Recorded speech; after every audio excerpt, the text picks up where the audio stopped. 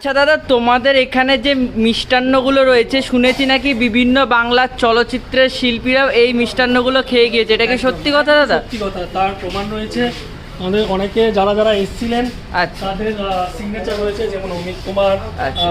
কিশোরদা, মান্নাদা, বাপি লাহিড়ী, উষা উত্তর, লতা মঙ্গেশকর, অনেকে এসেছিলেন। আচ্ছা।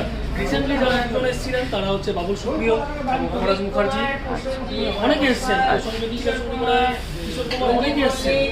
এবং তারা মিষ্টি খেয়ে কি বলেছিলেন দাদা, আমার একটু জানতে ইচ্ছা করছে। তারা মিষ্টিকে অবশ্যই রেসপন্স ভালো দিয়েছে। আচ্ছা আচ্ছা। তারা বারবার এসেছেন এবং তাদের দেখা দেখি আরো অনেক সেলিব্রিটি এসেছেন, রেসপন্স খুব ভালো ছিল। আচ্ছা আচ্ছা।